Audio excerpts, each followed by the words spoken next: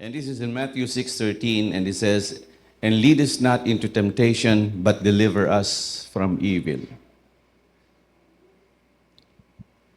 Life is full of battles. Marami pakikipagdigma natin, pakikibakan natin. It's about sin, against our weakness, and against an enemy who wants to destroy us, na napaka-resilient, napaka-tiyaga, napaka-patient, and napaka-powerful. That's why Jesus taught us to pray, "Lead us not into temptation, but deliver us from evil." So these are not just words. They are a daily cry for God's guidance and protection. A daily cry. Kanya nga yung the Lord's Prayer is going to be a daily prayer na dapat sinasabi natin, pinapanalangin natin sa Panginoon. But not just words, but with understanding. All right, let's go directly para hindi tayo masyado magtagal. Lead us not into temptation. Establish first of all, bakit we ask God to lead us not into temptation? The simple answer is because we are weak. Mahina po tayo. The word lead me is a request for God's guidance and direction. It's like saying, "Father, take me by the hand and let me walk in the way you want me to go." Alam po ninyo yung mga anak ko nung maliliit pa sila, pagka kami lumalabas kahit saan, sa palengke o kaya sa mga mall, yung kamay ko po, ginagagap nila, hinahawakan nila yung aking kamay. And mararamdaman ko na mahigpit talaga yung hawak nila sa kamay ko. Pero hindi po ako satisfied. Lahat ng mga tatay hindi satisfied sa hawak ng anak. Kasi mas matindi ang hawak ng tatay. May mga situations na hindi sila talaga po pwedeng bumitaw kasi pagka sila lang lakas nila lang ang hahawak sa iyong kamay, pwedeng mabitawan kanila eh. So parang ito yung request ng lead me. It's asking God to take me by the hand and let me walk in the way you want me to go. Not into. Lead me, not into. Lead us not into. Ano ibig sabihin nun? This means asking God to keep us away from or prevent us from falling into a certain path. So parang dinadalangin na wag akong mapunta sa isang certain path. It's not that God Himself tempts people. No, God does not tempt people. God does not lead you to temptation. No. Because according to James 1:13, hindi nanunukso ang Diyos. He does not tempt. He may allow us to go through testing, but He will not tempt you. Of course not. So here we're praying for God's protection against being led into situations where we might easily sin. What temptations, grabe. Yung salita lang na temptations, pagka inunawa mo, napaka-powerful nito sa bawat isa sa atin as we have proven that before. Let me give you an example ng isang temptation. Pagsisinungaling. Grabe, everyday nagsisinungaling. Sa edad, pagka ayaw pumunta sa isang lugar, sasabihin masakit lang ang ulo, sinungaling. So easily, no? Na madali kang matempt pagsisinungaling kasi napakadali eh. It's the easiest way na yung temptations papasok sa iyo and as if wala lang. Akala mo walang accountability, akala mo walang effect. But it does. Pagkain. Sino sa inyo? Naku, ako minsan pagka nakakain na, pagkatapos nakakita at niyaya at masarap yung kakainin, ba't ba hindi natin mapigilan yung tukso na yon? Kahit na minsan pagkatapos mong kumain, di ba nagsisisi ka, ba't ba ako nakakain? Ikaw may kasalanan Kasi yung pagkain, matinding tukso minsan sa atin, sa health o kaya, alright, sa mga members ng media rito, no? Saan pa? Greed. Yang kasakiman. Grabe sa kasakiman pag nagkaroon ka ng opportunity na magkamal ng salapi, kailan ka titigil? Kailan ka titigil? No, the temptation is konti pa. Konti pa. Konti pa. Hindi mo alam, billion na pala yun. Addiction. Yung addiction, ito matinding temptation to. Once na, maraming mga tao na they were so tempted kasi nagsimula sila and hindi na nila maalis. Addiction. Ano, for example, addiction. Alak. Ano pa? Sabi na, drugs, simple lang. Maski nga yung sigarilyo lang Kung bakit, wag na yan. Vape na lang. Sorry.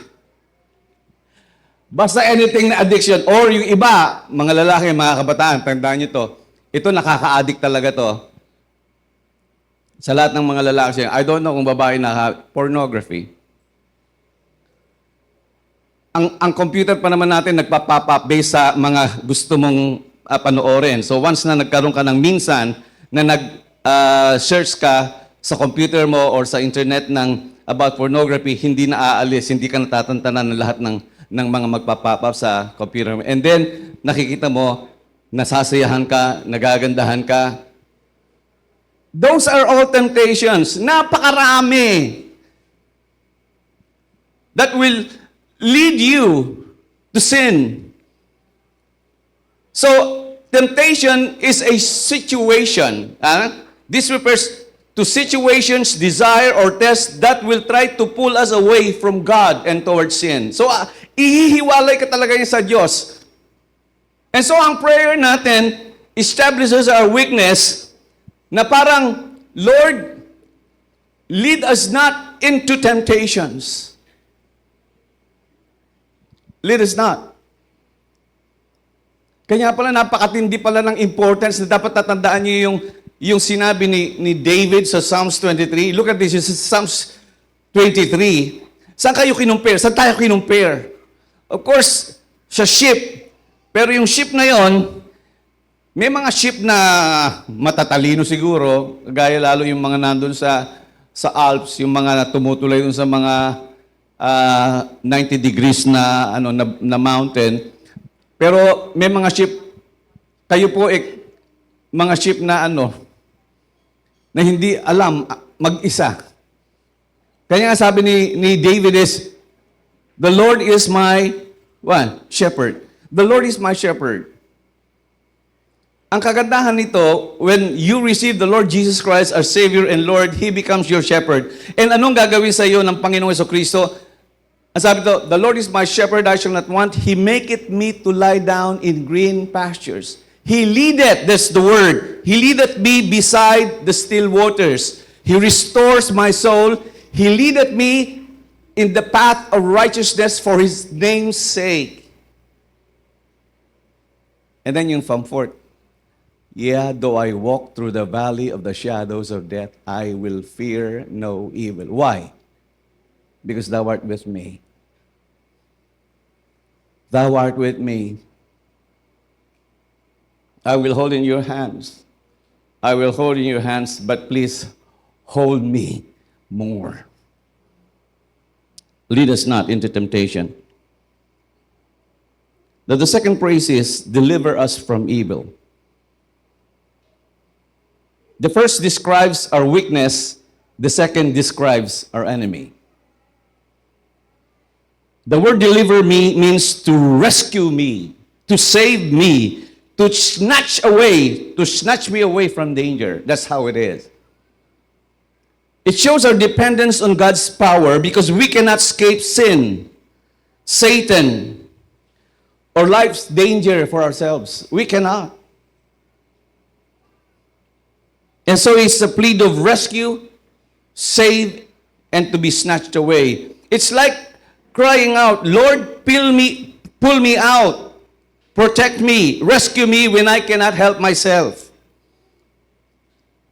So where? Saan kayo rescue? Saan kayo save? And saan kayo snatch away from evil?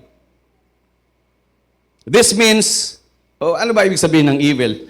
Dito kasi, may mga ibang translation, not just evil, but from the evil one. Kasi ang ibig sabihin ng evil, in general, ang ibig sabihin ito is sin, wickedness, and suffering, and the evil one, Satan himself. So evil is not just bad circumstances. It is everything that opposes God's will and seek to destroy our soul. That's what evil here is. Hindi lang natin masyadong tinatanggap to, pero maski hanggang ngayon, alam nyo kung bakit kailangan natin ang protection at deliverance ng Diyos sa buhay natin? Do you know why? Well, I'll tell you why. Paul says here, dinescribe niya kung gaano nagtutulong-tulong ang lahat ng form of evil upang i-destroy ang kaluluwa mo at ilayo ka sa Diyos.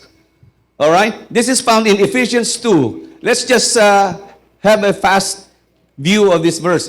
Ephesians 2, 1-5. Look at this. And you he made alive who were dead in trespasses and sins. So you were dead. Ikaw ay patay. You are dead. Kanya ito kung walang kapag-apag-asa, you were dead. There is not a sense of life in you whatsoever. You are dead. Where? In trespasses and sins, in which you once walked according to the course of this world. What? You once walked according to the course of this world. Alam nyo ang napakatinding dahilan kung bakit madali ka talagang mapariwara is because of the course of this world. The world itself. The worldly system is so corrupt. Alam niya kung paano kang itetempt. Money? What else? He knows your price. The world knows your price. The world knows your desire. And what you desire, He can provide. That is the worldly system. Now look at this. According to the course of this world, so number one is the world. According to the prince of the power of the air, who's that? So yung world nag-o-offer sa'yo, nagpapatindi pa ng influence sa'yo upang tanggapin mo at i-desire mo, the prince of the power of the air is Satan himself. So nagtutulong-tulong ang world at si Satan para ka talagang i-destroy at ilayo sa Diyos na sinampalatayanan mo. Alright? Look at this. The Spirit who now works in the sons of disobedience. Verse 3, look at this. Among whom also once conducted ourselves in the lust of our flesh. Now look at this. What really makes you so vulnerable is this. The world of what it offers. Satan, because of his influence, and the third is what? The flesh. Grabe. Kanya pala napaka-vulnerable natin. Kanya pala napakahina natin eh. Kasi ang tatlong ito nagtutulong-tulong upang gapuin tayo. Our enemy is so powerful because he knows the system. He created the systems of the world. He knows the lust of your flesh. And He knows how to meet them. Yan si Sid, may presyo yan. And I know his price. And I know what am I going to offer him. Deliver us from evil. That's how it goes. Ang sabi doon, but thank be to the Lord. Let's look at the verse 4. Look at this. Meron ka lang isang pag-asa. But God, who is rich in mercy, because of His great love with which He loved us. Verse 5. Even when we were dead in trespasses, made us alive together with Christ. Kaya wala kang pag-asa eh. Si Christ lang talaga pag-asa mo eh. Our victory only is through God. God's mighty power is our only hope and our victory. So the full meaning is this: when we pray, but deliver us from evil, we are asking, rescue me from sin's power. Don't let sin control me. That's in Romans 6:14. Ang sabi doon, you are not under sin anymore. You should not be controlled by sin. So yun, rescue me from sin's power. Protect me from Satan's attack. Or in other words, cover me with your armor, according to Ephesians 6:11. Keep me safe from harm. Guard my heart, my mind, my body from dangers beyond my strength. And preserve me until eternity. That's the prayer. We cannot win this battle by ourselves. We cannot. And so we need this prayer every day of our lives. Every day, Lord, lead me not into temptation, but deliver us from evil.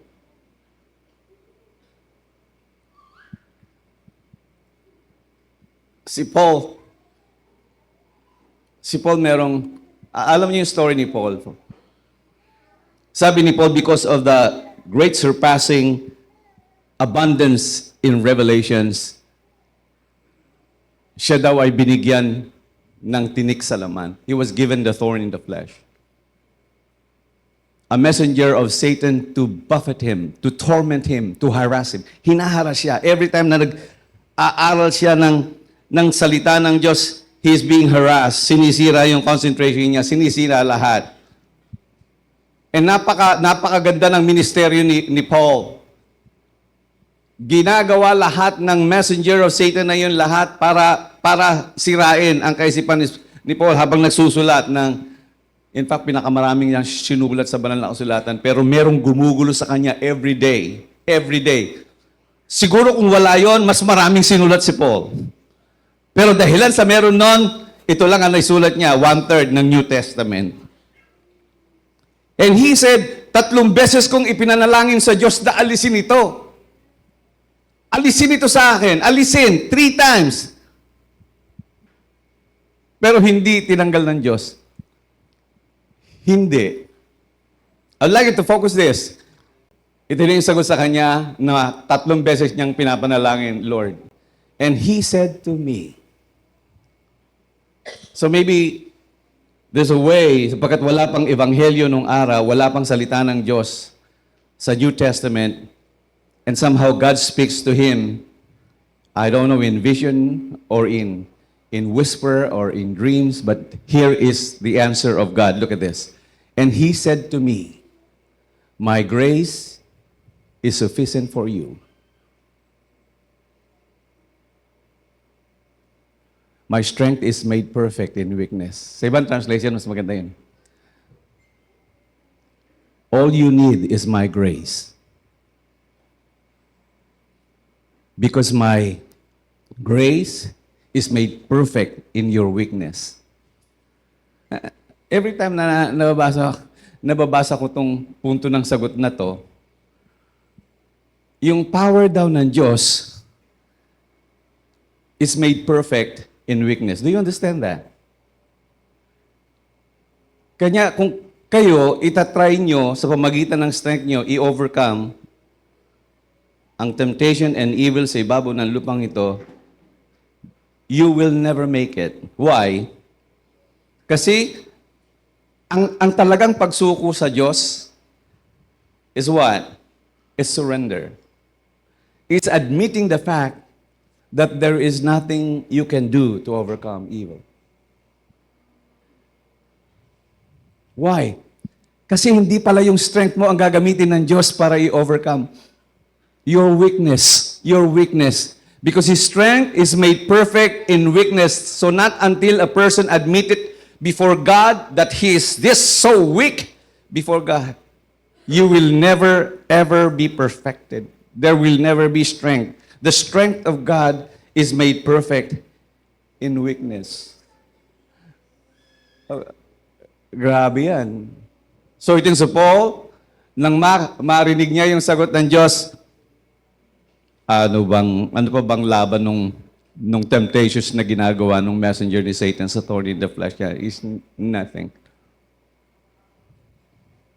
Parang nakapanood na kayo ng ng sine na merong isang team ng mga soldiers na nilusob pumunta sa isang bansa upang iligtas ang kanilang mga kasamahan na bilanggo, mga prisoners of war. And then on the way, maraming mga kalaban ang sumugod sa kanila. Anong ginagawa ng mga sundalo? Anong gagawin ng sundalo? Anong gagawin? Di ba gagawin nun? Help, help, help. Naku, daming kalaban. Back up po, back up, back up. That's how they do it. We need backup. That's the same word. Deliver us from evil. Lord, we need your backup. We cannot do this alone. And we need your backup. So, trust God's power, not your own strength. Pray not just for protection, but also for victory. Every day we face temptation, every day we face evil. But every day God is able to guide and protect us. So this prayer is a humble confession. Lord, I cannot stand on my own. Lead me, rescue me, and keep me safe from your hands. It's so simple, but it's so powerful. Let's all stand up.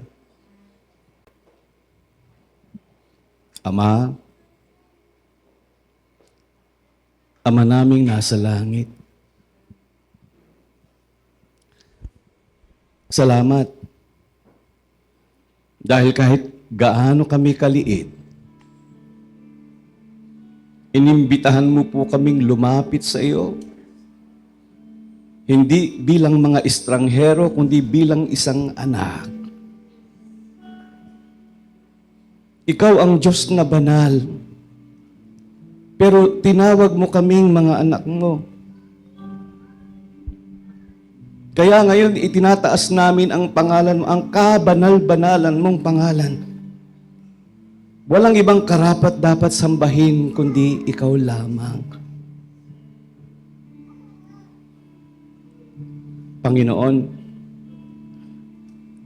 ang nais namin ay hindi ang sariling plano, kundi ang plano mo, ang siyang mangyari sa aming buhay. Maghari ka po sa aming pamilya, Panginoon. Maghari ka po sa aming puso. Maghari ka sa aming iglesia. Maghari ka sa aming bayan. Tulungan mo kaming mamuhay ayon sa gusto mo, gaya ng pagsunod sa iyo sa langit na walang pag-aalinlangan.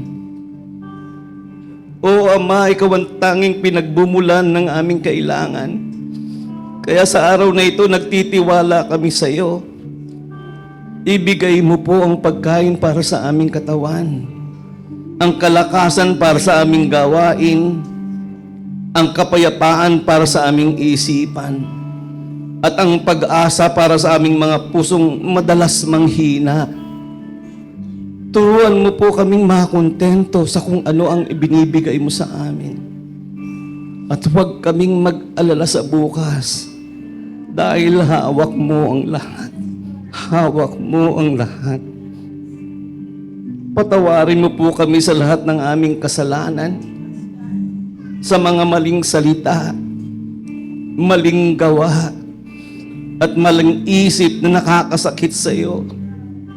At habang natatanggap namin ang iyong kapatawaran, turuan mo rin kami na maging handang magpatawad sa mga taong nakasakit at nakagawa ng mali sa amin.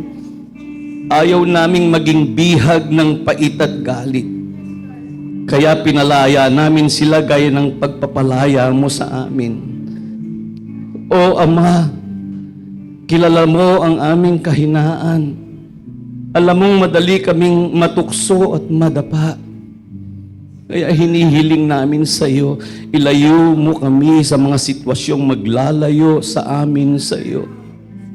Tulungan mo kaming piliin ang tama at bigyan kami ng lakas na labanan ng kaaway. Iligtas mo kami mula sa kasamaan at ingatan mo kami sa bitag ng dyablo. Iniaasa namin sa iyo lahat, Panginoon.